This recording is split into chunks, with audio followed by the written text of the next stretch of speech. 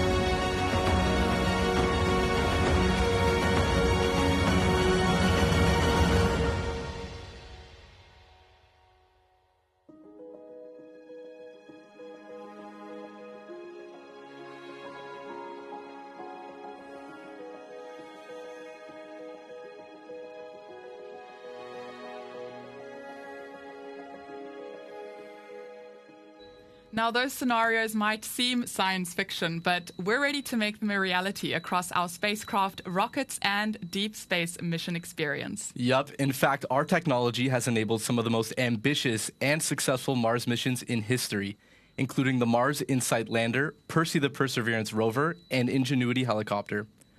We've got more hardware on and orbiting Mars than just about any other company, and we're ready to add more with both ESCAPADE and MTO for NASA. All right, back down to Earth now, quite literally, and we have just 3 minutes left on the clock in the countdown to liftoff for this mission. Now, here's what you can expect once the launch operations team lock Electron down into its countdown auto sequence. At T-minus 2 minutes, Electron will be fully loaded with propellant and will be manually switched to its internal power system, with the flight computer taking over operations. Within a minute of launch, we can expect a call out that Electron's first and second stages are fully pressurized. Electron's Rutherford engines will ignite, and then when they're at full power, the pad's hold-down mechanisms will release the rocket for liftoff right on T0. We're continuing to track no issues with the weather, the range, the satellite, or the rocket as we get closer to that auto-sequence handover. All systems are currently go for an on-time liftoff at 12:53 p.m. local time. So let's switch over the audio now to Mission Control and listen in to those final moments before launch. Go Electron.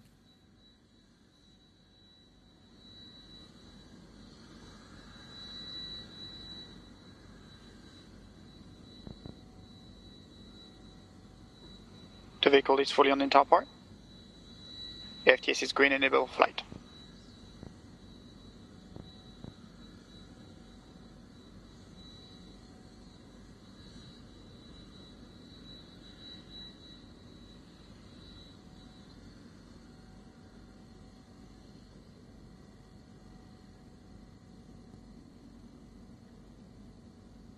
LOX load is complete. System is in recirculation.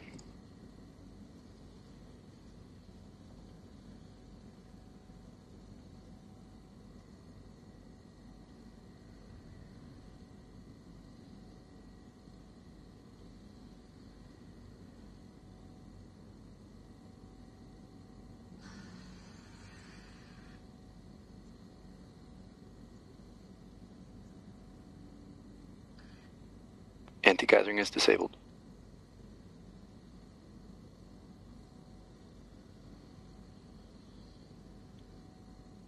Stage Stage 1 and 2 tanks are pressed for flight. High flow engine purge enabled.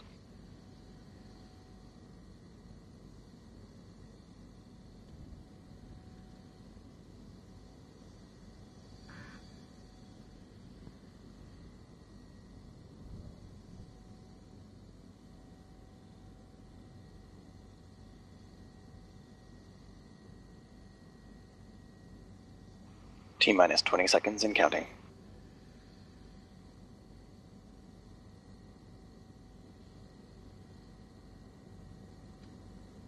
Ten, 9, 8, 7, 6, 5, 4, 3, 2, 1. Ignition. And liftoff.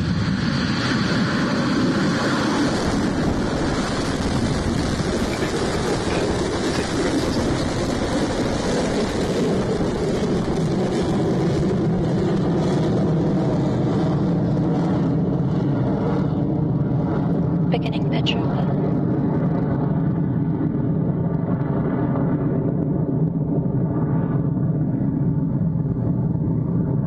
Stage 1 propulsion is nominal.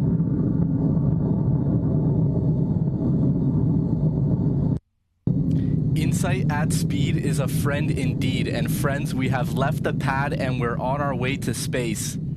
There on your screen is Electron rapidly climbing through Earth's atmosphere as it ascends over Launch Complex 1 with a fantastic daytime view from our cameras. Those 9 Rutherford engines at the bottom of the stage are about to power Electron through max Q, or maximum aerodynamic pressure. Let's listen in now. Approaching max Q.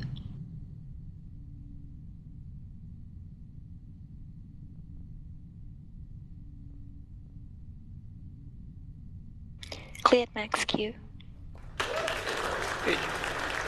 And there goes the call for max Q. Electron is performing nominally during this first stage burn. We're now hitting speeds of more than 22,000 kilometers an hour at more than 20 kilometers above Earth.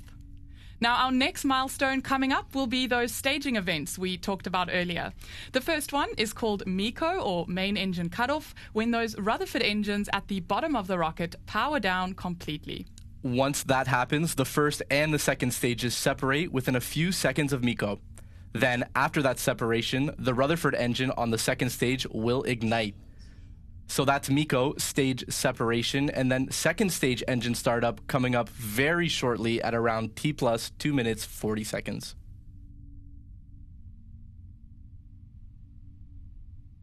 Stage 1 propulsion holding nominal. Stand by for MECO in roughly 30 seconds.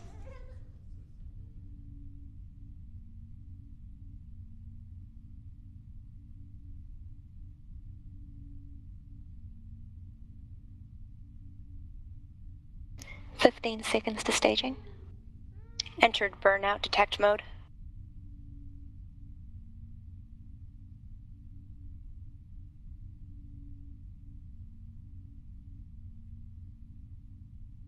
MECO confirmed.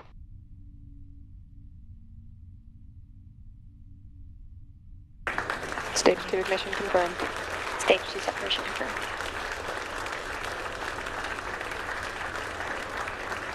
Beautiful work by Electron there. We are clear through MECO and stage separation, and there on your screen is the glow of the second stage Rutherford engine as it continues the mission on to its 470-kilometer orbital target.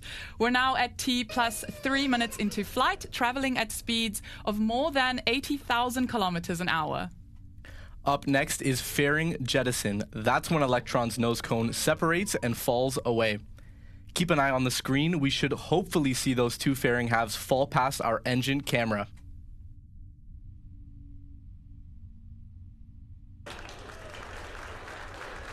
Fairing jettison confirmed.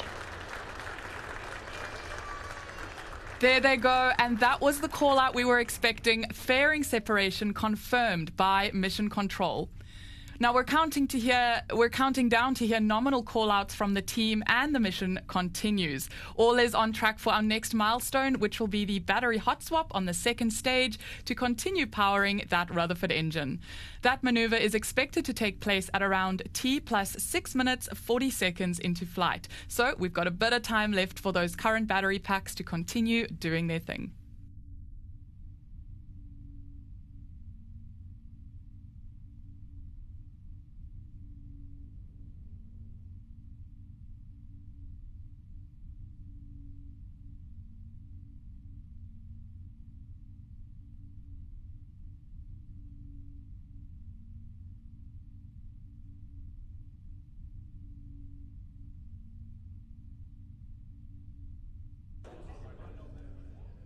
Stage 2 propulsion holding nominal.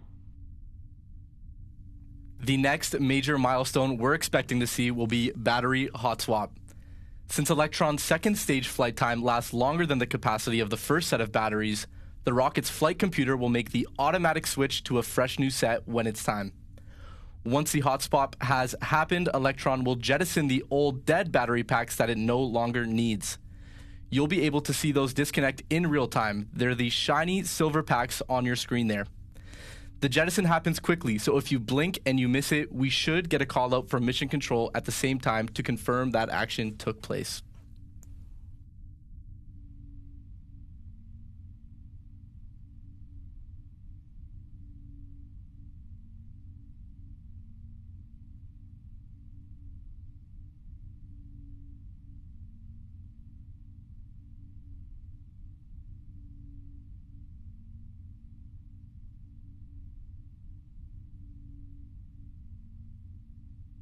Guidance is nominal, 200 seconds remaining.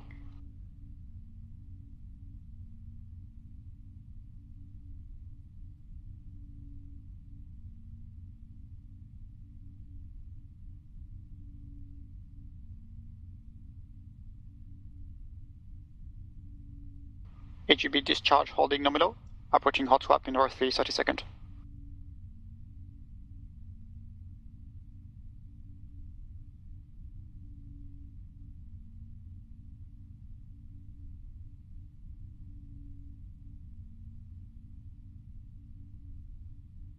Throttling down.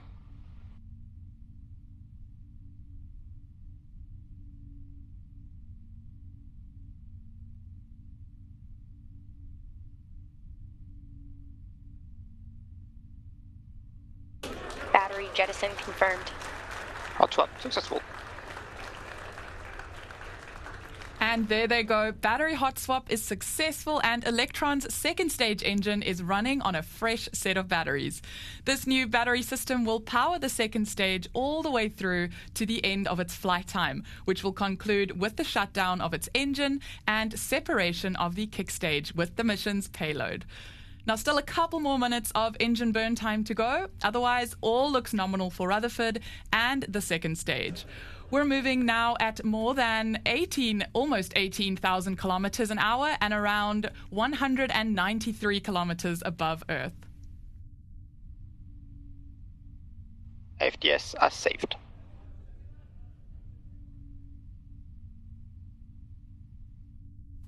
At T plus 7 minutes and 40 seconds into flight, everything is proceeding nominally for this mission. Operators in Mission Control continue to monitor the vehicle systems closely as we approach second stage cutoff and kick stage separation for the next phase of the mission. We're just a few minutes away from this milestone, and the second stage is accelerating well, getting closer to the speed we need to enter orbit at around 27,000 kilometers per hour.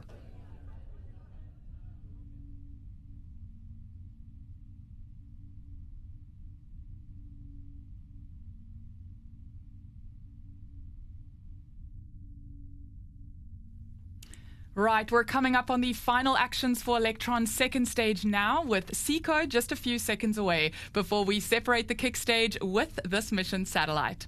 What we're expecting to happen next is that we'll see the engine's red-hot nozzle start to cool with engine shutdown, and that will be our visual confirmation that SECO took place with no issues, alongside the audio call-out we can expect from Mission Control at the same time. Now let's listen in for that call-out signaling we've cleared SECO and achieved kick stage stage separation.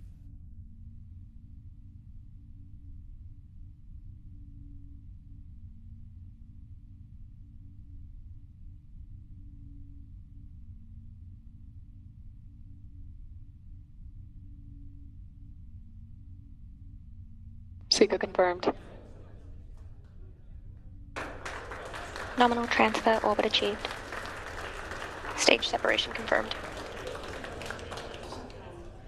Nice. That was a perfect nominal SECO and kick stage separation for this mission, confirmed across the nets and from what you just saw on the screen moments ago, with Rutherford's engine nozzle cooling down quickly. The kick stage has taken over the rest of the mission now to deliver its satellite to its 470-kilometer target orbit. It first has to complete its journey around the other side of the Earth before the kick stage's engine lights up to circularize its trajectory and deploy the payload to its new home in Leo. Congratulations to our launch team and customer on the journey so far. As we said before, we'll be ending the broadcast here while the kick stage continues the mission. But we'll share an update to confirm mission success once the satellite has been deployed within the hour. That's right. Look out for that update across our social media channels and our website at rocketlabcorp.com. Otherwise, thank you very much for joining us for our 83rd launch. We'll be back with you again soon for our next launch from Launch Complex 1. But until next time, this is Rocket Lab Mission Control signing off.